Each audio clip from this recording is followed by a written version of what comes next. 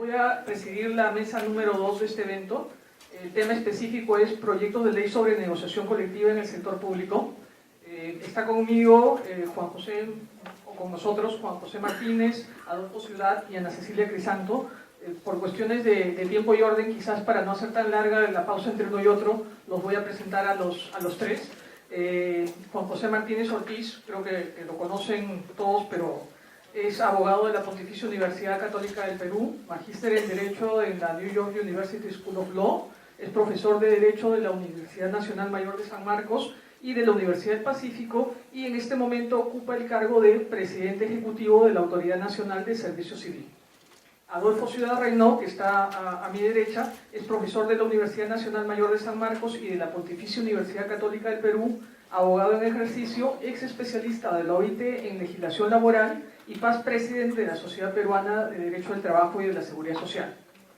Por último, pero no por eso menos importante, claro está, Ana Cecilia Crisanto Castañeda, que es abogada laboralista, profesora ordinaria de la Facultad de Derecho de la Universidad de Piura, Campus Lima, doctora en Derecho por la Universidad Rey Juan Carlos de Madrid y miembro de la Sociedad Peruana de Derecho del Trabajo y de la Seguridad Social. Como se señala en el programa, en esta mesa lo que vamos a hacer es una presentación de Juan José Martínez Ortiz, perspectiva del Estado sobre la negociación colectiva en el sector público, y luego Adolfo Ciudad y Ana Cecilia Crisanto harán un análisis de los proyectos de ley en trámite en el Congreso de la República. Después habrán preguntas del público. Como se hizo en la mesa anterior, vamos a usar la tecnología. Es posible que ustedes instalen una aplicación de SLI o entren a la página web www.sli.do y hay un número de room al que pueden acceder, que es HO28. De esa manera van a poder ingresar sus preguntas y luego de que los expositores terminen sus presentaciones, les presentaremos las preguntas. Bien, le doy la palabra a Juan José Martínez Ortiz. Muchas gracias, buenas tardes a todos. Para mí es muy grato estar aquí y ver tantas caras conocidas, tantos amigos, tantos colegas. Particularmente agradezco la invitación de la Sociedad Peruana de Derecho del Trabajo y Seguridad Social, y particularmente al doctor Guillermo Boza por darnos la oportunidad, y en este caso vengo en mi rol de presidente ejecutivo de la Autoridad Nacional de Servicio Civil para plantear la visión que tenemos desde esta entidad y desde el Poder Ejecutivo sobre el tema de negociación colectiva. Entonces, en ese rol estaré hablando. Antes de entrar a los detalles, quisiera hacer una breve recapitulación, sin ánimo de ser ocioso, sobre cuál es el estatus de la cuestión. Estamos hablando de la negociación colectiva de los trabajadores en el sector público, y en verdad creo que se ha planteado una falsa dicotomía, porque se plantean las cosas como si la negociación colectiva en el sector público estuviera negada permanentemente. Ya sabemos que no se puede hacer eso, no se puede prohibir de manera ilimitada, de manera permanente la negociación colectiva. Pero por otro lado se plantea como si frente a esa opción, la única opción que hubiera es una negociación descentralizada sin ningún tipo de límites, sin ningún tipo de restricciones. Y en base a eso quisiera que revisemos lo que ha dicho la situación actual según el Tribunal Constitucional. El Tribunal Constitucional ha dicho que efectivamente es un derecho constitucional, lo ha inferido, lo ha derivado de la interpretación de 2 artículos de la Constitución, pero dice que está sujeto a configuración legal. Ahí habría que preguntar qué decimos sobre este derecho si esa configuración legal no se materializa. Estamos hablando de un derecho en donde la negociación se puede dar a nivel centralizado, se hace descentralizado, hay articulación entre las diversas ramas, ahí nomás se plantean muchas preguntas. Lo otro es que el tribunal también ha dicho que el Poder Legislativo tiene la posibilidad de delimitar o configurar su contenido, establecer límites, condiciones, restricciones y limitaciones. Eso es un tema importante. Y luego señala que el legislador también puede plantear cuáles son las instancias competentes. Eso además resulta coherente o resulta concordante con la posibilidad de tener negociación a diversos niveles, y con la intervención, que luego también la dice el Tribunal Constitucional, de autoridades hacendarias o presupuestarias, porque como se dijo en la presentación anterior, efectivamente estamos hablando de una negociación colectiva, pero que es diferente, porque estamos hablando del sector público y estamos hablando de restricciones particulares que el mismo Tribunal Constitucional ha señalado. Entonces, ¿qué cosa ha señalado? Y ahí quisiera ampliar lo que dijo la magistrada Ledesma. El Tribunal Constitucional ha señalado que en este proceso de negociación colectiva no estamos hablando, o mejor dicho, no solamente están en juego los intereses de una entidad pública y sus servidores o sus trabajadores. El tema va mucho más allá. Está en juego el ejercicio de las funciones estatales, de la función pública, del interés general y del régimen presupuestal que, dicho sea de paso, tiene sustento y base constitucional. Entonces, el Estado tiene que encargarse de articular esos tres intereses, de ponderar esos tres intereses. Luego, ha señalado, y repito, que se pueden establecer ajustes, límites, márgenes, y el Estado tiene que verificar que esos incrementos, que esos aumentos, que esos reajustes sean sostenibles y viables. Por otro lado, también ha establecido la posibilidad, y eso nuevamente suma la posibilidad de tener negociación a varios niveles, que por ley se pueden establecer las diversas autoridades que participarían en esta negociación, y que ello debe realizarse respetando las competencias constitucionales y legales establecidas. ¿Qué más ha dicho el Tribunal Constitucional? El Tribunal Constitucional ha dicho que esta limitación no es absoluta y que ello es compatible con la participación adicional de autoridades hacendarias o presupuestarias en ese ámbito, y que es definición de la ley establece ese alcance. También ha señalado que la negociación colectiva se rige no solamente por el tema de ley de presupuesto, sino por todo el conjunto de principios, reglas y la lógica presupuestaria. Este tema es importante porque más adelante voy a hacer referencia al tema de plazos, al tema de vigencia y al tema de alcance. Hay toda una lógica presupuestaria y todo un proceso presupuestario donde hay diversas fases que tienen que considerarse. Además señala también, y lo refuerza el legislador en las dos sentencias, en las sentencias que tienen que ver con la ley del presupuesto y con la ley de inconstitucionalidad de la ley 30.057, ley del servicio civil, no ley servir, es la ley del servicio civil, señala que en cualquier caso la aprobación final es materia de aprobación del Congreso, porque claro, tiene que ver nuevamente con el tema presupuestario. También señala, y eso es un tema importante, sobre todo por el contexto de un grupo importante de entidades, es que la legislación y el Estado tienen que cuidar los niveles de endeudamiento. Y digo que este punto es importante porque en la práctica hay un gran grupo de entidades públicas, me refiero a las municipalidades, y hay estudios que acaba de publicar el Ministerio de Economía y Finanzas sobre la no sostenibilidad fiscal de un buen grupo de entidades. Y aparentemente, conforme se van haciendo investigaciones adicionales, estudios adicionales, parece que hay más entidades, hay más municipalidades que están cayendo en esa situación, que no son sostenibles fiscalmente por el nivel de endeudamiento que tienen. Hay entidades que tienen prácticamente hipotecadas por 10 años el impuesto predial que recibirían o el fondo común que recibirían. Y ese es un punto importante, muy importante de considerar. Luego, el Tribunal Constitucional también hace referencia a que mediante ley se puede establecer la competencia para negociar. Nuevamente, el Tribunal Constitucional parece hacer referencia a la posibilidad de que haya varios niveles de negociación, y no solamente ese nivel de negociación descentralizada. Eso es lo que dice el Tribunal Constitucional. Ahora, estos son datos de servir. Me disculpo porque solo hay datos hasta 2017, pronto estaremos lanzando una versión actualizada de información hasta el 2018, pero lo hemos además hecho adrede porque la información que ustedes tienen es información del 2006 al 2017. ¿Y por qué el 2006? Porque teóricamente el 2006 aparecieron las prohibiciones a negociar colectivamente. Estaba prohibido, pero miren la cantidad de negociaciones que aparecen en el cuadro. Y curiosamente, a partir del 2014 y 2015, el número, y eso es registro del Ministerio de Trabajo, curiosamente empiezan a disminuir el número de negociaciones de laudos, de convenios colectivos. Pero curiosamente, cuando después el MEF, el Ministerio de Economía, ha estado preguntando sobre pagos sobre los cuales las entidades públicas han estado pidiendo recursos, han empezado a aparecer los convenios colectivos y han empezado a aparecer los laudos. Acá hay un subregistro grande de convenios colectivos y de laudos. Entonces el Estado no tiene tanta información como debiera tener. Necesitamos información. ¿Qué otro dato tenemos? También con esa información del Ministerio de Trabajo podemos ver que los principales grupos que negocian son las empresas públicas, las empresas del Estado y las municipalidades. Y tenemos, bueno, que prácticamente diversos tipos de entidades, organismos constitucionalmente autónomos, entidades del Poder Ejecutivo, organismos públicos, negocian colectivamente. Este es un cuadro que nos preocupa. Hablábamos del subregistro. De lo que está registrado, la mayoría de las cosas que están registradas son los convenios colectivos. Los laudos no. Hay una falta de transparencia aquí. Hay falta de transparencia y no se registra esa información. Información que es necesaria.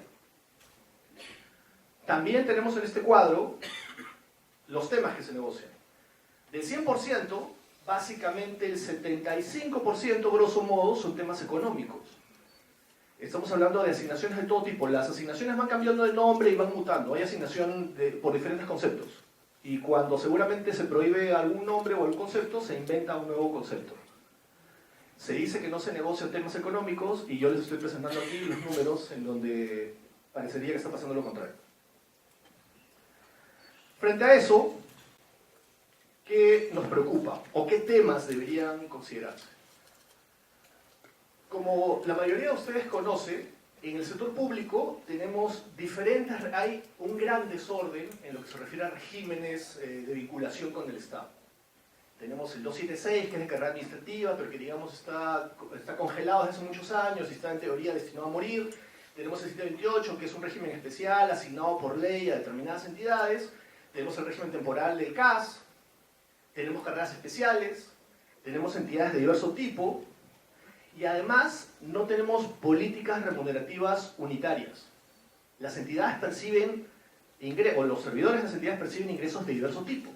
No es lo mismo lo que gana alguien que trabaja en SUNAT o que trabaja en Proinversión frente a lo que gana un servidor que trabaja en la Municipalidad Provincial de Lima o que trabaja en una municipalidad distrital o que trabaja en un ministerio. Y además no solamente ganan diferentes, sino que tienen diversos rubros y el desorden es grande. Frente a eso, lo que se planteó desde el Tribunal Constitucional, desde la Ley de Empleo Público y desde la ley del CAS, porque ambas además fueron sujetas a contiendas de constitucionalidad, lo que dijo el Tribunal Constitucional es que se debe construir una carrera administrativa, una carrera pública. Y eso es lo que el Estado ha ido construyendo en el tiempo, por eso se dio la Ley del Servicio Civil, en el 2013, que entró en vigencia en 2014. Entonces, en el tema de negociación colectiva hay varias cosas o hay varios intereses que conjugar o que ponderar o que equilibrar. Por un lado es el tema de la carrera, porque si estamos en este proceso de construir una carrera, el tema de la negociación colectiva puede justamente petardear o bombardear esa carrera. Porque ¿para qué quiero migrar si vía convenios colectivos o vía negociación colectiva estoy ganando un montón de beneficios y ya no me conviene migrar? ¿Y qué pasa con las situaciones asimétricas? Quienes, hasta donde conozco, defienden más este tema de negociación descentralizada son justamente las entidades que tienen recursos propios, los que se llaman recursos no recaudados, y que curiosamente tienen las mejores políticas remunerativas. Entonces, un tema es no petardear el esfuerzo de ordenar la carrera administrativa, de ordenar la carrera pública. El otro tema es reducir la asimetría. Y entonces, para considerar eso hay que justamente ver cómo regulamos la negociación colectiva. Entonces, permitir estas negociaciones centralizadas absolutamente abiertas atentan contra esa perspectiva y contra esos intereses que están además constitucionalmente protegidos. Hay que recordar que la función pública y la carrera administrativa tienen sede constitucional también. Otra cosa de la que nadie ha hablado hasta ahora es cómo la negociación colectiva puede ser un instrumento de política pública para promover y mejorar el desempeño de las entidades en beneficio de los ciudadanos. En toda esta discusión nadie habla del ciudadano, nadie habla de la mejora de las entidades. Y la negociación colectiva podría ser un instrumento poderoso y necesario, en mi opinión, para promover justamente la modernización de las entidades. Porque se pueden generar los incentivos adecuados para que las entidades cumplan objetivos, para que cumplan metas, para que atiendan mejor al ciudadano y contra eso otorgar beneficios. Y habría que pensar si vale la pena en ese sentido generar cláusulas permanentes. Porque el problema de la cláusula permanente es que una vez que la gané, ya no me esfuerzo por mejorar. Entonces, eso también es un tema que hay que pensar y que hay que considerar. Otro tema que consideramos muy importante también es el tema de transparencia y vigilancia ciudadana. Hace un momento, cuando mostraba los gráficos numéricos, hacía referencia al tema de la opacidad que hay, a la falta de transparencia. Lo que deberíamos tener es un sistema en donde todos los pliegos sean públicos, que estén en las páginas de transparencia de las entidades, del Ministerio de Economía, del Ministerio de Trabajo, de la Autoridad Nacional de Servicio Civil, para que la ciudad, acá el interés no es solo de los servidores y no es solo de la entidad, es interés de la ciudadanía también que financia a las entidades públicas con sus impuestos. Que sepan qué están solicitando los servidores públicos. Sería interesante saber qué están pidiendo los trabajadores de salud, por ejemplo. Sería interesante saberlo. O qué están pidiendo los trabajadores en SUNAT, o qué están pidiendo los trabajadores de una municipalidad provincial. Hay un tema ahí de vigilancia ciudadana también. Y no solamente para los pliegos, sino también para los convenios colectivos, para los laudos. Y acá una cuestión importante que creemos que debería establecerse es que para reforzar justamente esa regla de transparencia, debería establecerse que si no se publican en el mecanismo que se defina, no deberían ser eficaces. Hoy día, el Ministerio de Trabajo, la Autoridad Nacional de Servicio Civil y el Ministerio de Economía y Finanzas tenemos problemas para identificar cuántos convenios colectivos y cuántos laudos hay. No tenemos información. No tenemos información completa, debo decirlo. Debo admitirlo y debo decirlo. Y finalmente, el odioso tema fiscal.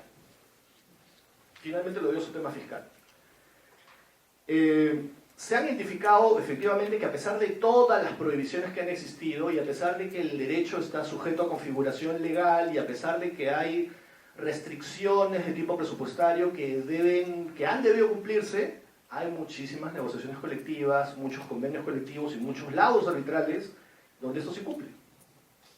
Donde se ha ordenado pagar a entidades, municipalidades por ejemplo, que están quebradas. O entidades en donde les ordenan pagar montos y no tienen el presupuesto suficiente y entonces tienen que ir al proceso presupuestario y tienen que solicitar mayores recursos. Entonces, frente a eso, ¿qué se ha planteado en un par de proyectos que están ahorita en discusión? Es que se haga un informe técnico económico, un informe económico financiero, un informe técnico, que diga cuál es el estatus del nivel negocial, de la entidad, de la unidad ejecutora, del grupo de entidades. Que además, dado los antecedentes que hemos tenido, que ese informe tenga carácter vinculante. Además, también habría que establecer la posibilidad de fijar un margen de negociación, un porcentaje. Y sobre esto, por ejemplo, el comité de expertos le acaba de decir le dijo ya hace un tiempo frente a una queja de SUNAT, porque ellos tenían una ley especial donde se establecía un porcentaje de su presupuesto para negociar. Se quejaron sobre ese tema, fueron ante la OIT para quejarse sobre ese tema y el comité de expertos dijo, es válido establecer porcentajes, bandas de negociación. Porque las organizaciones sindicales lo que decían es que el monto era diminuto, que era una falsa negociación, el comité de expertos le dijo que eso es válido. Entonces, habría que considerar eso. Una cosa importante también es el tema de la articulación con el proceso presupuestario. Aquí hay un tema de plazos, de fechas, ¿no? Los laudos y los convenios colectivos no pueden establecerse en cualquier momento. Hay que regular lo que se llaman, desde la Autoridad Nacional de Servicio Civil se ha llamado los plazos ordenadores. Hay que fijar plazos que enganchen con el proceso presupuestario. Porque las entidades públicas no tienen recursos, no los tienen guardados y de ahí se pueden asignar. Y así los tuvieran. Quienes trabajan en el sector público saben que los recursos estatales están definidos para diversas actividades, para diversos programas, para diversos rubros. No puedo mover dinero de un lado a otro. Eso se podría hacer en el sector privado, pero en el sector público es distinto. Importante también el plazo de negociación. Nosotros consideramos que el plazo óptimo sería 3 años, porque justamente engancharía con el modelo presupuestario que se está estableciendo, que es el presupuesto multianual, con la asignación presupuestaria multianual. Sería perfecto, engancharía perfecto.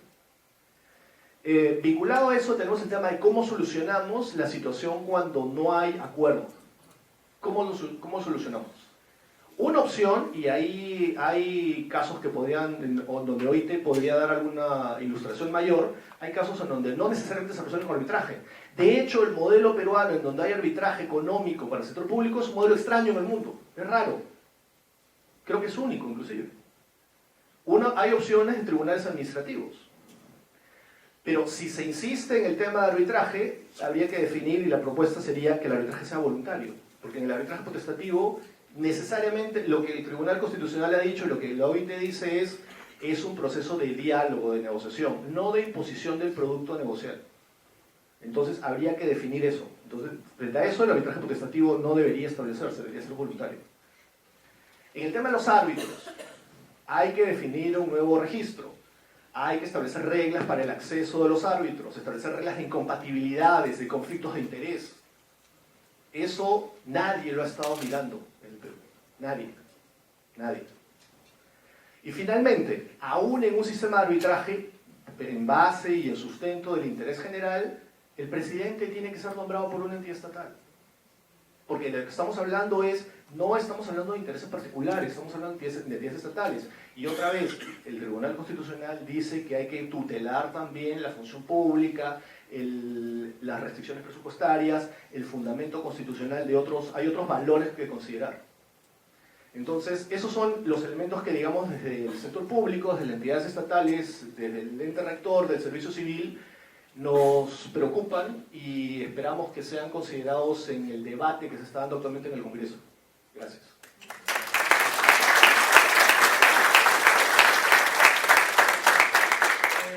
Bien, agradecemos a Juan José Martínez Ortiz por su exposición, por la información estadística, esta preocupación y estas propuestas. A continuación viene el análisis de los proyectos de ley en trámite en el Congreso de la República. Adolfo va a tener 20 minutos y luego Ana Cecilia para poder exponer sus ideas al respecto. Le paso el...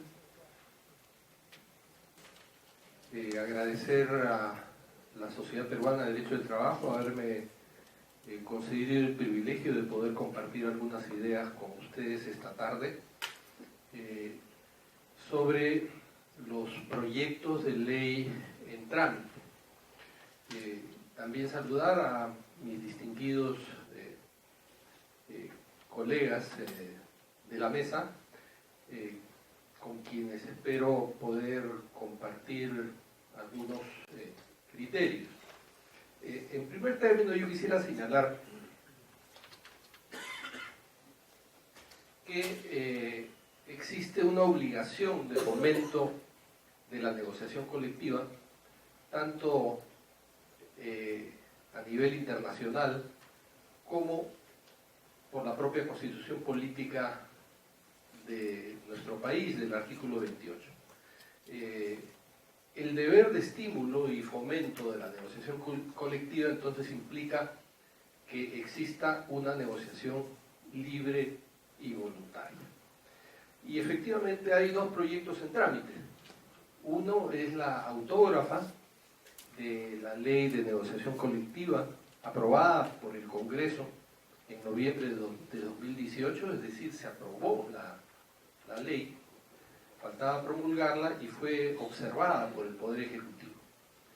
Y actualmente tenemos un proyecto de ley de negociación colectiva del sector público adoptado en la Comisión de Descentralización en junio de 2019, hace pocos meses, que incorpora las observaciones del Poder Ejecutivo y, en nuestra opinión, este último proyecto adopta un modelo abiertamente intervencionista y reglamentarista que no está conforme con nuestra Constitución ni con los convenios 98 y 151 de la OIT. En primer término, quisiera referirme a las materias comprendidas. El proyecto de la Comisión de Descentralización es bastante restrictivo. Solamente señala la determinación de condiciones de empleo y relación entre empleadores y servidores, pero convendría ampliar estas materias. El concepto que tiene la OIT es mucho más amplio. Cuando se señala que en realidad lo que prima ahora es la tendencia actual de los países es reconocer la negociación colectiva gestional, que implica que no se ocupa solo de los temas salariales, sino que también se ocupa de la modernización de la administración pública, de procedimientos para resolver conflictos, de procedimientos para atender reestructuraciones, cambios de horario y otras cuestiones que rebasan el marco estricto de condiciones de trabajo. El proyecto de la Comisión de Descentralización no satisface estas inquietudes.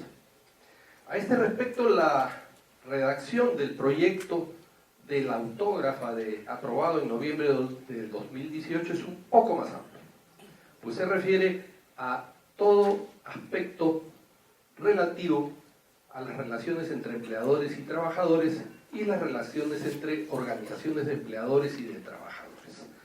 No obstante, otras legislaciones, como las de Uruguay, establecen la estructura de la carrera funcional, el sistema de reforma de gestión del Estado, en tanto que en Costa Rica se incluyen temas como fiscalización de la administración, medidas de seguridad e higiene, elaboración conjunta de manuales descriptivos de puestos, etc. Pero un ejemplo de legislación bastante amplia en materias de negociación es la ley número 7 del 2007 de España, el Estatuto Básico del Empleado Público, en cuyo artículo 37 se señala, entre otras materias que son objeto de negociación, las normas sobre acceso, carrera, provisión, sistemas de clasificación de puestos de trabajo, planes de planificación de recursos humanos, evaluación de desempeño, planes de previsión social, calendario laboral, horario, etc. En consecuencia, en tema de materias, convendría que ambos proyectos se pudieran modernizar para permitir que el Estado y las organizaciones sindicales puedan contar con un mejor instrumento de diálogo para la solución de los problemas. En segundo lugar, sobre la reglamentación de los niveles de negociación. Aquí consideramos que se ha incurrido en una reglamentación excesiva. El capítulo 3 del proyecto de la Comisión de Descentralización, que entiendo recoge los criterios del Poder Ejecutivo, entra en una minuciosa determinación de niveles. Centralizado, centralizado especial, descentralizado. Y se asignan entidades estatales específicas a cada uno de los niveles. Así como se señala la posibilidad de establecer adicionalmente mesas de negociación colectiva a través de un reglamento que dictará el Poder Ejecutivo. Las entidades que se mencionan en el artículo 2 del proyecto de la Comisión de Descentralización podrían ser las apropiadas, pero ¿por qué establecerlas por ley? ¿Por qué no se deja un espacio para que sean las propias partes que conversen y acuerden en definitiva los niveles? Debe tenerse presente que cualquier modificación de las entidades o niveles asignados no sería posible sino a través de emitirse una nueva ley. Y simplemente no se ha tenido en consideración la recomendación sobre negociación colectiva de 1981, la recomendación número 163 de la OIT, que señala que en caso necesario se deberían adoptar medidas adecuadas a las condiciones nacionales para que la negociación colectiva pueda desarrollarse a cualquier nivel. Y en particular a nivel de establecimiento, de empresa, rama de actividad, industria, a nivel regional o nacional. Tampoco se ha tenido en consideración recomendaciones, pronunciamientos del Comité de Libertad Sindical que se ha pronunciado sobre este mismo tema de niveles en relación a Perú, en el caso 2375, en el que se ha pedido al gobierno que adopte las medidas necesarias a fin de garantizar que la determinación del nivel de negociación dependa de la voluntad de las partes y que no sea impuesto por la legislación. Una decisión de la autoridad administrativa, de la jurisprudencia o de la autoridad administrativa. La autógrafa de la Ley de Negociación Colectiva, aprobada por el Congreso de la República en noviembre del 2018, observada por el Ejecutivo, si bien establece niveles centralizado y descentralizado, no los llena de contenido. Deja en libertad a las partes para decidir a qué nivel se negocia.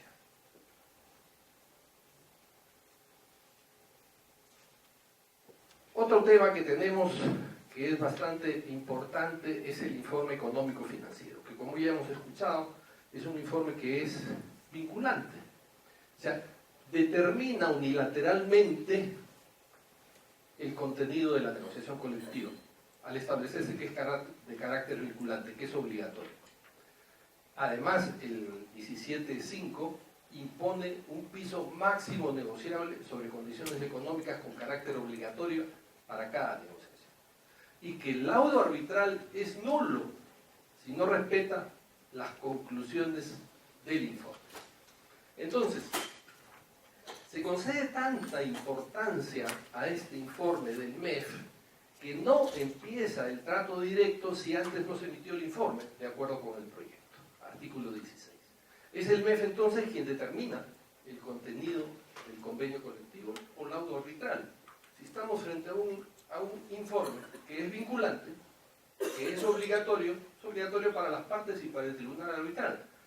Tanto así que su inobservancia es causal de anulación del laudo. Se pretende entonces que lo decidido por un ente administrativo que no participa de las negociaciones adquiera calidad de cosa juzgada en el ámbito judicial. En mi opinión, este proyecto incumple el mandato del Tribunal Constitucional. En la sentencia del 26 de abril del año 2016, en el fundamento 147, se señala que la negociación colectiva es un derecho fundamental para regular conjuntamente los intereses en el marco de una relación laboral.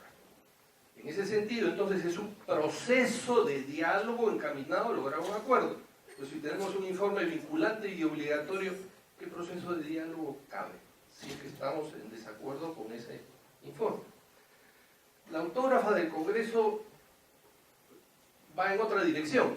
Establece el derecho de información para proporcionar información necesaria que permita negociar con conocimiento de causa. Un informe del MEF puede ayudar a las partes, me parece muy bien que exista, pero no se puede imponer una solución dándole carácter imperativo, imponer una solución sin formar parte de la negociación. Otro tema adicional es el plazo de duración. El proyecto de la Comisión de Descentralización, que inspirado en el Ejecutivo, en el proyecto del Ejecutivo, señala que son 2 años. Y que la negociación colectiva no puede iniciarse en el año anterior a las elecciones generales, regionales y municipales. Y que el inicio de vigencia no es en el año siguiente a la negociación, sino en el año subsiguiente, siempre que hayan sido presupuestadas. Esto puede implicar que en 5 años solo se puede negociar en una sola oportunidad. En ese lapso siempre hay 2 elecciones, las generales y las regionales y municipales, si es que estas se realizan a la misma vez. Pero si se realizan en momentos distintos, tenemos 3 elecciones. Y no se puede negociar antes de las elecciones, en el año anterior. Además, si se quiere tener en cuenta que el inicio de vigencia será el 1 de enero del año subsiguiente a la suscripción del convenio, esto acrecienta el problema.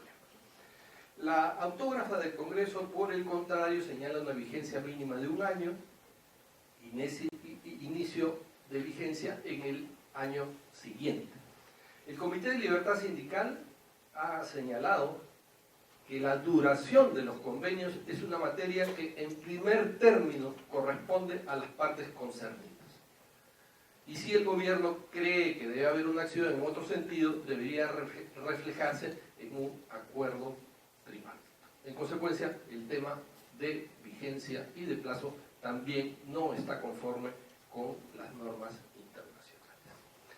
Finalmente, el tema del arbitraje. La autógrafa establece la posibilidad del arbitraje solo en las negociaciones descentralizadas, dejando de lado la centralizada, salvo que los trabajadores decidan optar por la huelga. El proyecto de la Comisión de Descentralización no otorga la opción de huelga como alternativa del arbitraje. La única mención a la huelga es para catalogarla como acto de mala fe, lo que parece bastante extraño. Eso se refleja en el artículo 19G. Otro tema en relación a la designación de los árbitros. En ambos proyectos, si el empleador no designa a su árbitro, se hace por sorteo. El proyecto de la Comisión de Descentralización dispone que si los árbitros no se ponen de acuerdo en la designación del presidente, lo nombra Servir. La autógrafa señala que en tal caso es designada por sorteo. Además, Servir puede nombrar árbitros no inscritos en el registro, a su criterio, entendiendo de que tienen prestigio. Aquí nos parece que si el Estado es parte de la negociación, no puede el Estado nombrar al presidente, que es en muchos casos dirimente, porque se asegura con 2 votos de 3. Creemos que no son normas equitativas.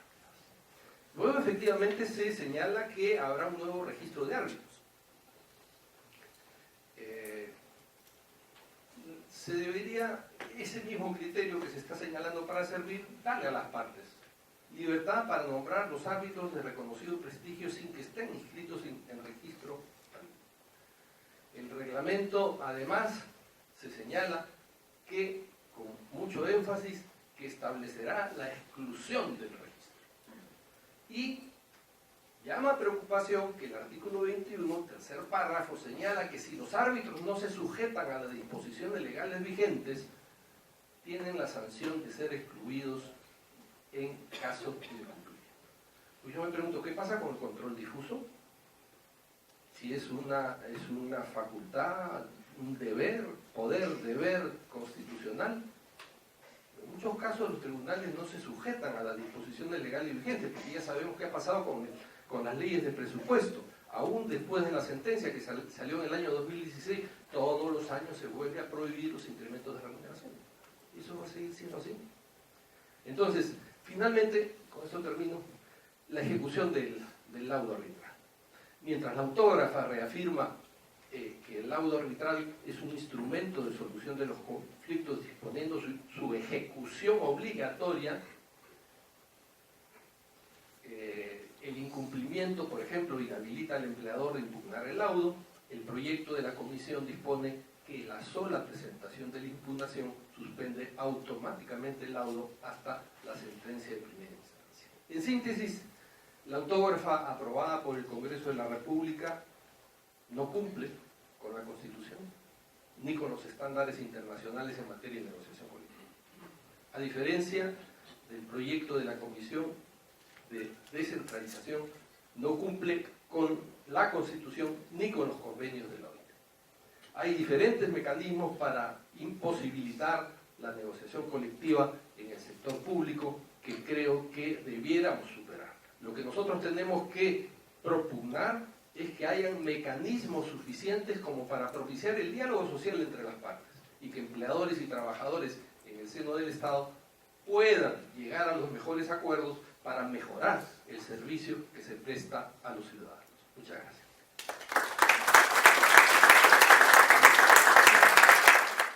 Les agradezco a la Sociedad Peruana de Derecho del Trabajo en la persona de Guillermo Bossa, presidente. Para mí también es un gusto compartir una mesa con el presidente de Servicio Civil y el doctor Ciudad, en este último caso precisamente por los aportes que a lo largo de su trayectoria profesional ha dado en estos temas, y lo hemos visto en su exposición, la verdad que ha sido bastante completa. También a mí me ha tocado analizar los proyectos de ley y voy a mencionar algunos aspectos porque en 20 minutos no se puede hacer un análisis completo, ¿no? de todos los artículos, sobre todo el contenido de los proyectos. Voy a hablar de los antecedentes. Hoy por hoy estos proyectos se han manejado en la Comisión de Trabajo y en la Comisión de Descentralización del Congreso. Se trata de dos proyectos de ley distintos, con contenido distinto, y si quisiéramos simplificar las cosas, el proyecto que manejó la Comisión de Trabajo sería un proyecto con apoyo más de las organizaciones sindicales para su elaboración, y más bien el de la Comisión de Descentralización es el proyecto de ley que presentó el Ejecutivo en su momento. A la Comisión de Trabajo llegaron 6 proyectos de ley. La Comisión de Trabajo consideró, después del análisis, que debía unificar esos proyectos en uno solo, y así es que en su dictamen propuso un nuevo proyecto unificado. En ese dictamen. Posteriormente al dictamen planteó un texto sustitutorio de ese proyecto. Estoy mencionando esto para que nos hagamos una idea de cuáles son los textos con los que finalmente hemos trabajado el doctor Ciudad y yo, porque realmente hay varios textos y uno a veces se puede confundir en el camino. Ese texto sustitutorio es el que finalmente se aprobó y la autógrafa se mandó al Ejecutivo, y el Ejecutivo finalmente observó ese proyecto aprobado por el Congreso en muchos aspectos, y finalmente hasta allí ha quedado este íter del proyecto de esta norma. En la Comisión de Trabajo, el año pasado, en enero de este año, el Ejecutivo al observar la autógrafa seguramente se dio cuenta que necesitaba más bien hacer un proyecto nuevo o propio, y observó varias cuestiones del proyecto que está en la Comisión de Trabajo y presentó un proyecto de ley en enero, y en julio se elaboró el dictamen por la Comisión de Descentralización, y dentro de ese dictamen, o como parte del dictamen, nuevamente se planteó un proyecto sustitutorio al proyecto de ley del Ejecutivo, y esa es la última versión que aparece. Otro dato es que, curioso, es que en la mesa de partes se supone que también este proyecto del Ejecutivo llegaría a la Comisión de Trabajo, pero como hemos visto en el expediente electrónico no aparece que ha llegado todavía a la Comisión de Trabajo este proyecto del Ejecutivo. Al menos en la información pública no tenemos ese dato. Bien, una de las cuestiones que hay que mencionar, que me parece que no es irrelevante, es que estamos precisamente ahora hablando son proyectos de norma con rango de ley, ¿no? ¿Por qué digo esto? Porque se tratan de proyectos que se van a discutir o se han discutido en el Congreso, y que en su momento se discutirán en el Congreso y que saldrán con rango de ley, porque se trata de normas de desarrollo constitucional y en concreto del desarrollo de un derecho fundamental, y esas materias están reservadas a normas con rango de ley. ¿Qué tenemos ahora?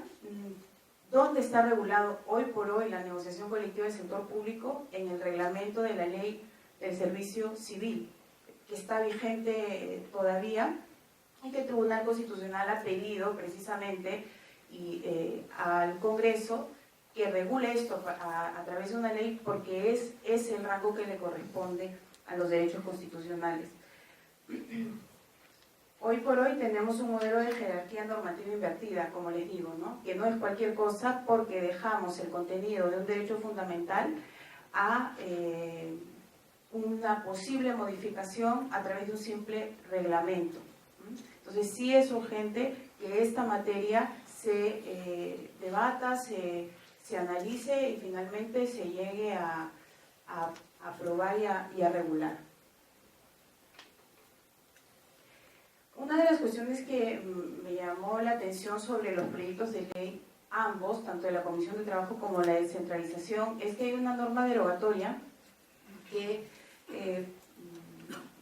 manda que del artículo 40 al 45 de la Ley Servir se derogue, perdón, de la Ley del Servicio Civil.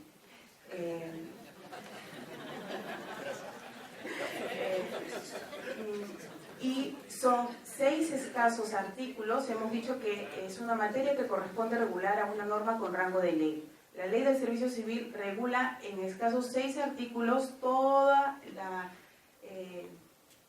todo lo vinculado, obviamente lo hace parcialmente, a los derechos colectivos y, sin embargo, la norma que está derogando estos 6 artículos sobre todos los derechos, o sobre la materia de derechos colectivos, es una norma que regula solo la negociación colectiva.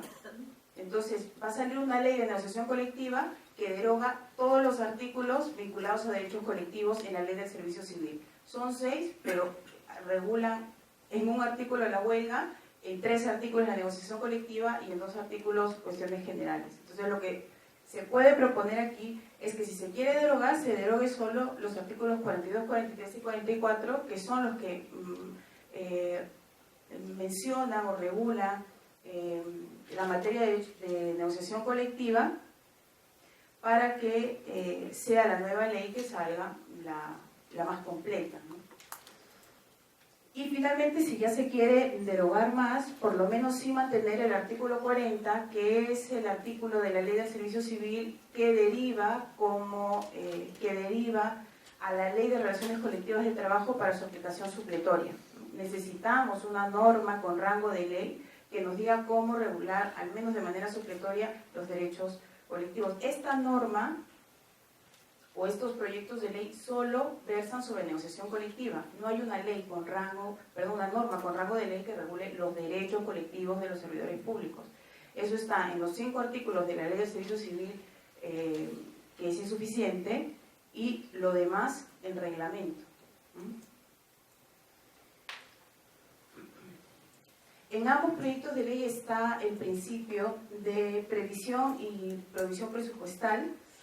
Dice, en virtud del cual todo acuerdo de negociación colectiva que tenga incidencia presupuestaria deberá considerar la disponibilidad presupuestaria. Es un principio planteado de manera general, no hay mayor detalle, pero sí nos da una idea de cuál debe ser la lógica, ¿no? La lógica debería ser que lo acordado en la negociación colectiva se sujeta a la disponibilidad presupuestaria y no al revés. Es decir, no es que yo acuerdo algo y luego ya el Estado ve cómo obtiene recursos para ello. Bien, y como les digo, está este principio en ambos proyectos de ley tal cual, así, tal cual, los dos. Tal vez sería bueno también incluir, que estuvo en la primera versión del Ejecutivo, y incluir la sostenibilidad de las finanzas del Estado, ¿no? Aquí, bueno, nosotros los laboralistas no somos expertos en presupuesto público, pero sí, no solamente se trata de ver si tengo recursos o si tengo ingresos, sino cuáles son mis gastos y si van a ser sostenibles estos gastos a futuro, y si eso va a generar o va a mantener un equilibrio presupuestario a nivel macro y a nivel entidad. Sobre este tema sí llama la atención que en el proyecto de Comisión de Trabajo se menciona que el Tribunal Arbitral, antes de resolver, o ya teniendo más o menos una idea de cómo va a resolver, establezca una previsión cautelar, tomando como referencia las propuestas finales de las partes, ¿no? O sea, el criterio no es si hay disponibilidad presupuestaria para atender esas propuestas. Claro, si es la propuesta del empleador Estado, seguramente sí estará más equilibrado, pero si es la que escoge, es la propuesta de los funcionarios públicos, ese es el criterio, la propuesta de los funcionarios públicos, que no necesariamente tiene en cuenta la disponibilidad de los recursos, ¿no? para cubrir esa negociación. Entonces, ese artículo pues debería también leerse junto con el principio que les acabo de mencionar. También dentro del proyecto de ley de la Comisión de Trabajo está el derecho a la información que tienen la parte sindical.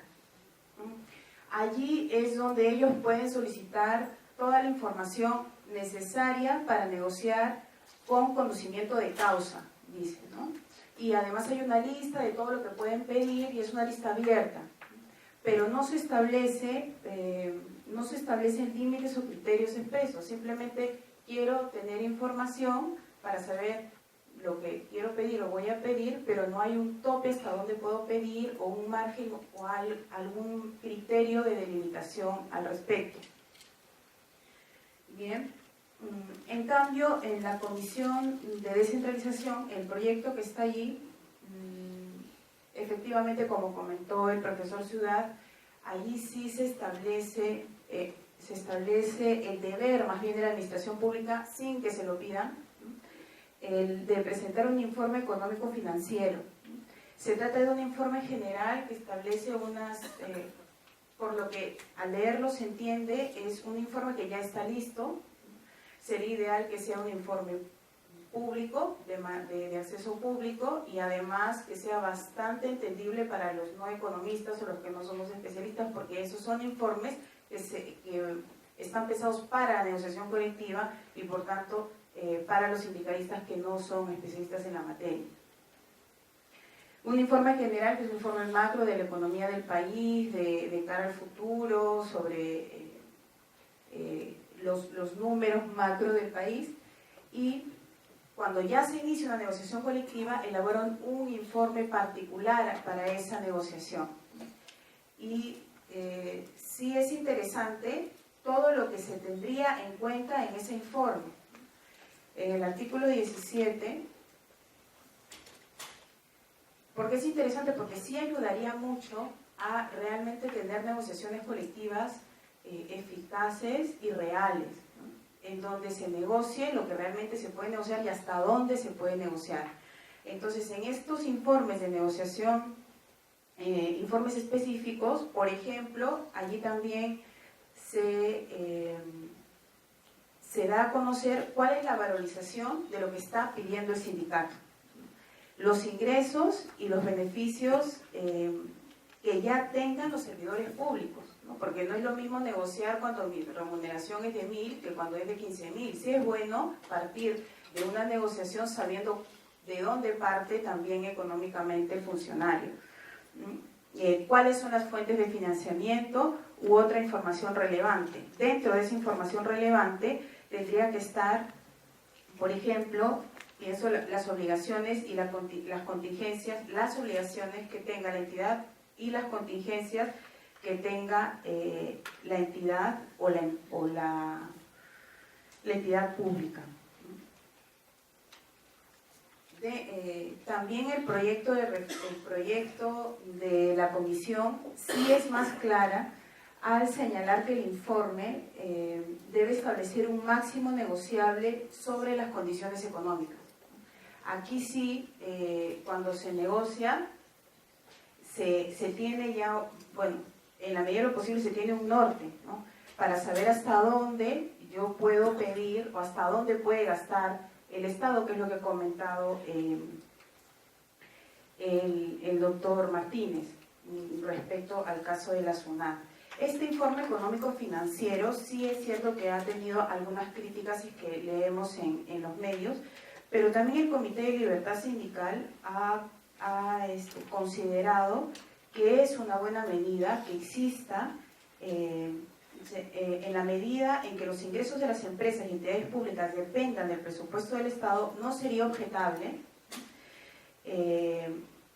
un sistema en el que el Ministerio de Economía, y lo dice así, el Ministerio de Economía y Hacienda realice un informe previo antes de que se inicie la negociación colectiva con miras a que se respeten dichos topes. Entonces es una recomendación que también hace el Comité de Libertad Sindical al respecto. No es obligatorio, nosotros sí hemos acogido esa medida creo que sí es saludable por cómo se han ido dando las negociaciones colectivas en nuestro país en el sector público. Por cierto, son informes que va a hacer el MEF.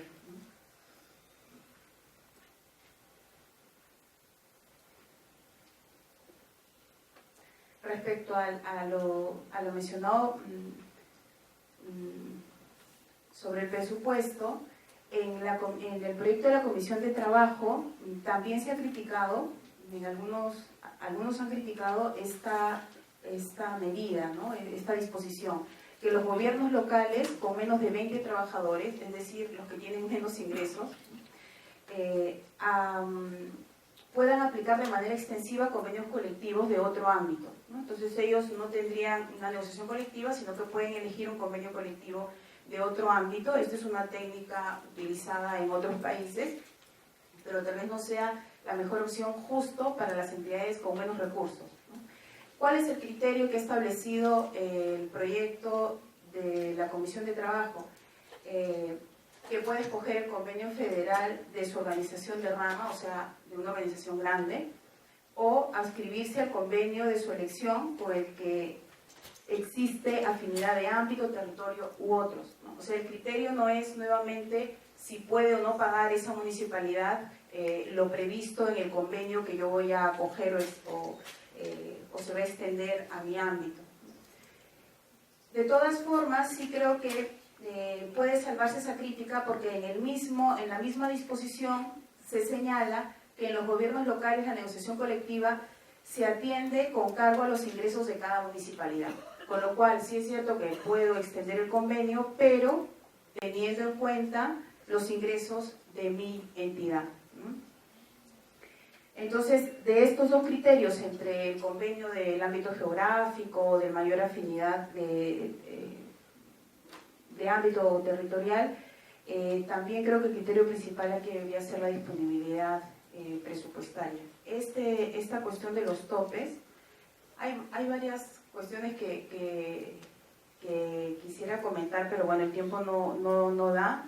En las preguntas podríamos ampliar en muchos temas más que yo he traído, pero bueno, yo hablo hasta donde me dé el tiempo. También el Comité de Libertad Sindical ha establecido que es válido incluir unos topes, ¿no? Y lo ha mencionado el doctor Martínez, también el profesor Villamil. Por ese lado, dada la situación de la negociación colectiva en el sector público, creo que sí, al menos es saludable tener esos topes que además están avalados por los criterios del Comité de Libertad Sindical, en concreto para las negociaciones del sector público. Para terminar, yo solo quiero comentar, y eso sí sería una cuestión que tendríamos que analizar con más profundidad, pero existe en el derecho internacional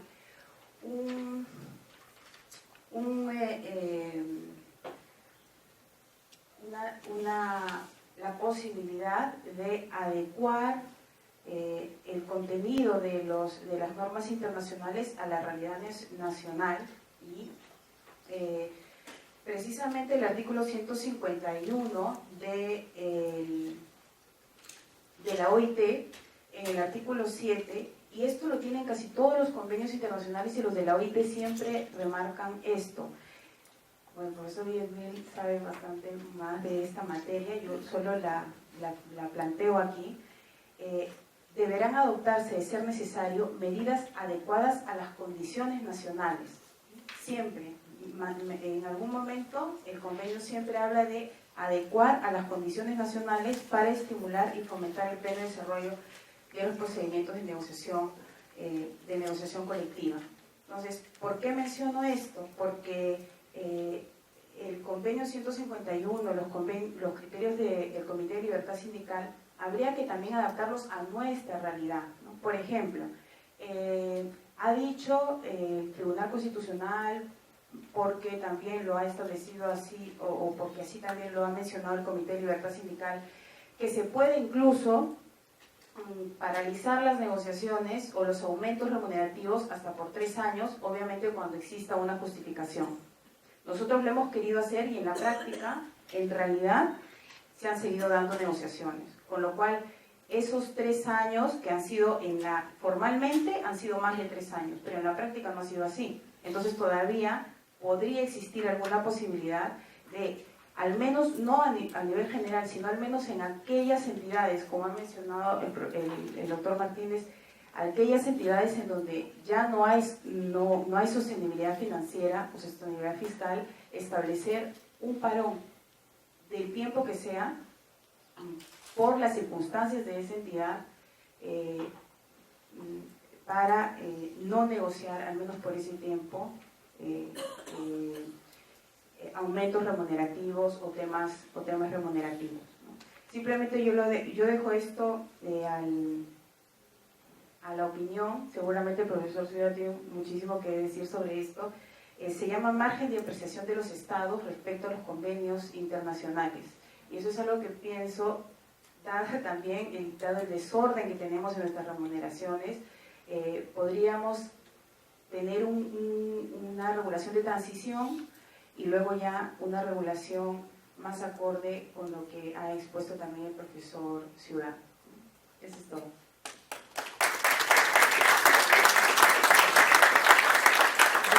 Muchas gracias, Ana Cecilia. Gracias a todos. Ahora empezamos la ronda de preguntas. Vamos a usar nuevamente esta tecnología que al menos para mí es nueva.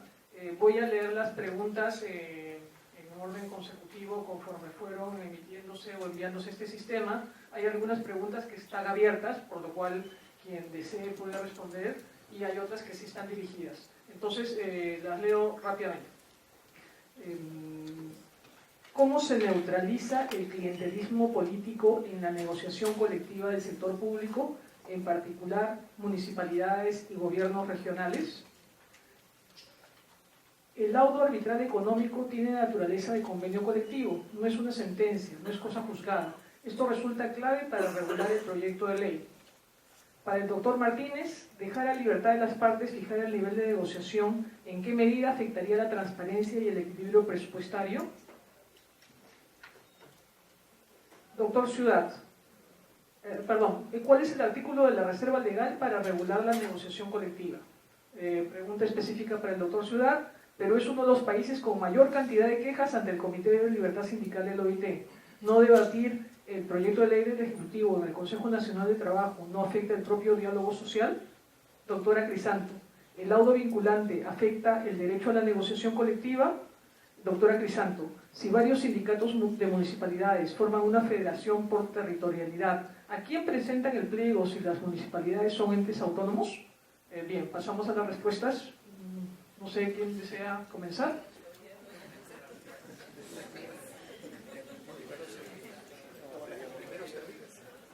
A ver, sí, efectivamente, hay, en relación a la pregunta sobre clientelismo político, esa es justamente la lógica de esta regla que ha criticado el doctor Ciudad, de que no se pueda negociar antes de elecciones.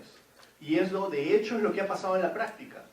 Han habido lugares en donde el alcalde o el gobernador regional que ya se estaba yendo ha negociado lo que ha querido y ha dejado hipotecadas las finanzas de la entidad. Entonces, esa es la idea. Además, hay reglas, hay una ley de transparencia fiscal en donde se establecen reglas de niveles de endeudamiento y ratios de PBI frente a gasto fiscal que evidentemente en este tipo de situaciones se afectan. Entonces, hay autoridades que tienen todo el incentivo para actuar de manera populista, de manera clientelar. Justamente esa regla trata de poner coto a ese tipo de situaciones. Ahora, en el tema de la libertad de las partes para fijar el nivel de negociación, efectivamente ahí se están tratando de tutelar varios intereses diversos. Uno primero es tratar de generar cierta simetría o equidad entre lo que ya hoy es asimétrico, entre lo que gana un 276 con un 728 y además entre diferentes entidades. Tratar de establecer una negociación centralizada en alguna manera que equipararía o mejoraría o disminuiría esa simetría. Por otro lado, también, como decía en la exposición, la idea es tratar de evitar que este mecanismo como recibo beneficios por entidad rompa o atente contra el criterio de la carrera que se quiere crear. Hay un tema importante que considerar, porque muchas personas que trabajan en el sector público, como por ejemplo pertenecen al régimen 728 o como pertenecen al régimen CAS, y pasa sobre todo con los que son 728, trabajan mucho tiempo en una sola entidad. Trabajan 5 años, 10 años, y lo que dicen es, siempre trabajo en lo mismo, no tengo opciones de carrera. Claro, no tiene opciones de carrera porque imagínense un abogado que trabaja en una oficina de asesoría jurídica donde son 5 abogados. El jefe, el segundo y 3 abogados. Los 3 abogados que están ahí están prácticamente condenados a ocupar siempre el mismo plazo, la misma plaza, a menos que maten al jefe y entonces se abre el concurso y se haga un concurso interno. Esa es la única opción.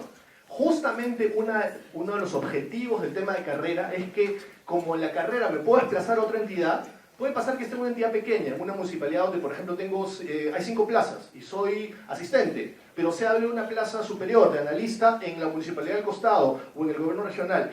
Eso es lo que también queremos proteger con este sistema. Y hay que hacer, como decía, un sistema de negociación colectiva, de articulación de negociación colectiva, donde ambos temas se jueguen de manera conjunta y articulada. Muchas gracias, Adolfo. Sí, en relación a lo que acaba de comentar el doctor Martínez y que es materia también de la pregunta, hay que tener presente que la negociación colectiva es un derecho fundamental. No puede estar supeditado a supuestos remedios para el clientelismo político. Además, los alcaldes no pueden reelegirse, entonces ¿cuál es el problema de esta prescripción de imposibilitar la negociación colectiva el año anterior a las elecciones? No tendría sentido. Entonces, hay que buscar otras fórmulas de control.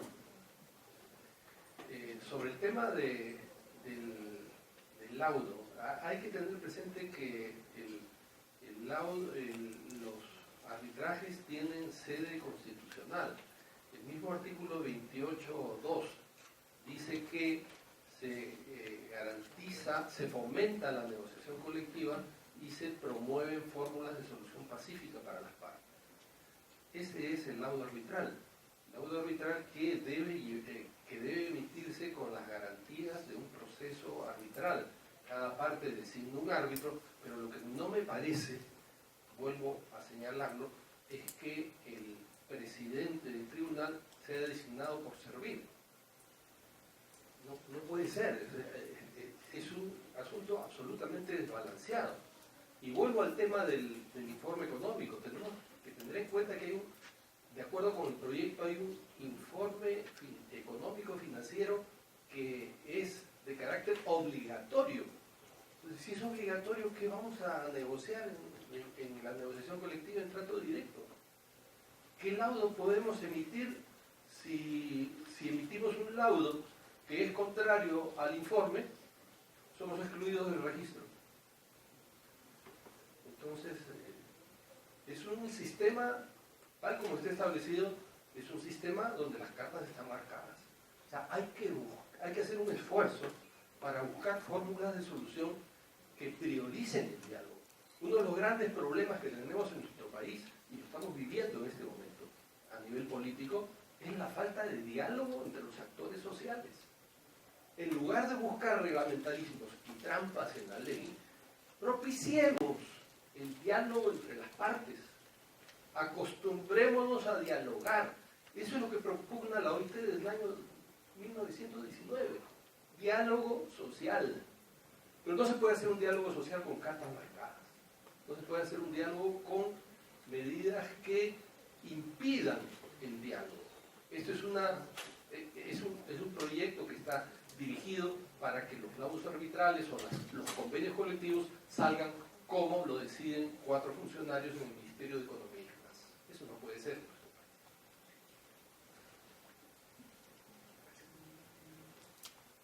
Bueno, en la pregunta, cuando hablaban de si el laudo era vinculante, yo no sé si se referían al laudo o al informe económico vinculante. Me parece, bueno, sobre el laudo ya ha comentado el doctor Ciudad, sí, efectivamente. El laudo tiene naturaleza económica, pero solo un tema económico, no jurídico. Creo que se me lo Bueno, interpretación. bueno, yo lo que voy a Respecto al informe económico que mencionaban como vinculante, obviamente el laudo sí es vinculante, pero así como los jueces, también los árbitros tienen que respetar las normas de orden público. Y dentro de las normas de orden público estaría la ley de negociación colectiva y todas las normas que regulan el presupuesto del Estado junto con la Constitución, obviamente, ¿no? Respecto al informe económico, si bien es cierto es vinculante, porque si no es vinculante, ¿para qué se establecen los topes, ¿no? Como una medida para ordenar la negociación? Ahora, no es vinculante en cuanto al contenido de lo que se va a negociar, ¿no? Al menos es como se entiende de la ley, es información numérica de cómo están las finanzas de la entidad y del Estado, para que a partir de esa información se pueda negociar. No es que sea, digamos, una tercera propuesta del MEF, al menos eso es lo que no he entendido yo eso del proyecto de ley, es más bien establecer un marco para topes o delimitación de montos, ¿no? Pero yo no lo he entendido así, ¿no? Como que es la propuesta y vinculante que simplemente a la que yo me pliego. Creo que sí hay margen de diálogo. Respecto a la pregunta sobre si varios sindicatos municipales presentan un pliego por ámbito de territorialidad, primero mencionar que esto solo sería posible en el proyecto de la Comisión de Trabajo, porque allí sí se establece una negociación centralizada y luego otra por niveles que ya decide la parte sindical, y en este caso sería por territorialidad. Precisamente esto es una de las cuestiones que tendría que establecerse, tal vez que el pliego ¿a quién se presenta el pliego? Pregunta, tal vez a la entidad de servicio civil y luego se comunica a las municipalidades, pero también es cierto que en esa realidad territorial puede haber distintas realidades de las municipalidades. Entonces, su presupuesto también puede ser distinto y lo que se negocie puede que no quepa, no puedan cumplir los municipios. Esa es la salida que veo yo, porque si se plantea esto en el proyecto de la Comisión de Trabajo, se tendría que aceptar ese tipo de negociación, ¿no? Vista si uno de los ámbitos puede ser el ámbito territorial o sectorial, debería poderse negociar así, no sé si opinan lo mismo, pero ya dentro de la negociación tal vez establecer escalas de aumentos de acuerdo a la realidad económica, o como se hace en otros países, cláusulas de descuelgue, ¿no? Para aquellas municipalidades o entidades que no puedan llegar a los montos, poder algunas cláusulas no acogerse a algunas cláusulas económicas debidamente justificadas. Muchas gracias. Agradecemos nuevamente a Juan José Martínez Ortiz, a Adolfo Ciudad Reynó, a Ana Cecilia Crisanto Castañeda. Gracias al esfuerzo de los expositores y agradecemos también a las personas que hicieron preguntas, gracias al esfuerzo de todos, hemos regresado a nuestro cronograma. Vamos a hacer un receso.